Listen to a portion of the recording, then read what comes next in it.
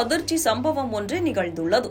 கணவர் உயிரிழந்தது தெரியாமல் அவரது மனைவி 5 நாட்களுக்கும் மேலாக அதே வீட்டில் சடலத்துடன் வசித்து வந்துள்ளார்.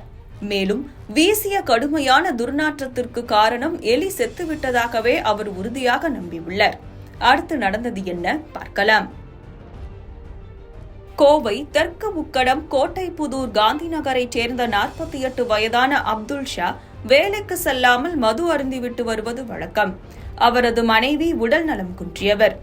இவர்களுக்கு ஒரு மகனும் மகளும் உள்ளனர். மகன் ஷாருக் கான் மற்றும் மகள் இருவரும் அருகில் உள்ள பாட்டி வீட்டில் வசித்து வந்த நிலையில் அப்துல் ஷாவும் அவரது மனைவியும் காந்தி நகர் வீட்டில் வசித்து வந்துள்ளனர். பிள்ளைகள் அவ்வப்போது பெற்றோரை வந்து பார்த்து செல்வது வழக்கம். 5 நாட்களுக்கு முன்பு அப்துல் ஷாவின் பக்கத்து வீட்டுக்காரர்கள் அவரது வீட்டிலிருந்து துர்நாற்றம் வீசுவதாக மகன் ஷாருக் கானுக்கு தொலைபேசியில் தகவல் தெரிவித்துள்ளனர். உடனடியாக ஷாருக் கான் பெற்றோரின் வீட்டிற்கு வந்துள்ளார். அப்போது படுக்கை அறையில் அப்துல் ஷா படுத்த நிலையில் கிடந்துள்ளார்.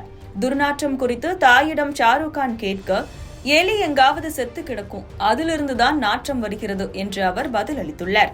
தந்தை தூங்குவதாக நினைத்து ஷாருக் கான் அங்கிருந்து சென்று விட்டார்.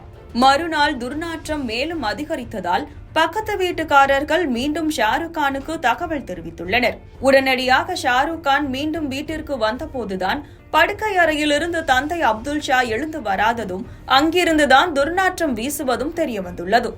அருகில் சென்று பார்த்தபோது அப்துல் ஷா படுக்கையில் இறந்து கிடந்துள்ளார்.